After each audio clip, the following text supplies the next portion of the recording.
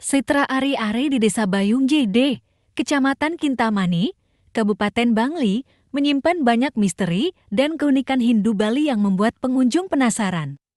Salah satu hal yang sering menjadi pertanyaan adalah mengapa ari-ari bayi hanya digantungkan di pohon bukak di area setra tersebut. Banyak yang percaya bahwa hari-ari disukai oleh makhluk halus, terutama oleh mereka yang mendalami ilmu aji ugeg atau ilmu hitam. Namun, menurut mantan Jero Kabayan, Jero Aryani, hingga kini tidak ada yang berani mengganggu ari-ari yang digantung di setra tersebut, bahkan mereka yang menguasai aji ogek sekalipun. Masyarakat sekitar pun memiliki aturan ketat untuk masuk ke area setra. Hanya orang yang mendapat izin, terutama dari Jero Kabayan, yang bisa masuk. Sebuah kejadian misterius pernah menimpa seorang mahasiswa yang tengah melakukan penelitian di desa tersebut. Tanpa meminta izin atau melakukan ritual matur piuning, mahasiswa itu kehilangan semua data penelitiannya di laptop saat menjelang ujian.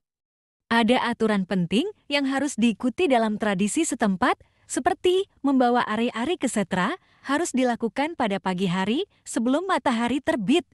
Selain itu, tokoh adat Bayung Gede, EJD Seriman, menjelaskan pentingnya menempatkan ari-ari bersama dengan tempurung lainnya di setra. Hal ini diyakini dapat memengaruhi kepribadian bayi di masa depan.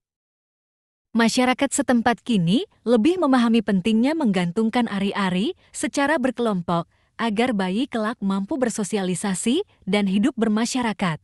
Setrako di Bayung Gede sendiri berada tak jauh dari objek wisata Penelokan Kintamani dan dapat diakses hanya dalam 1,5 jam perjalanan dari Denpasar.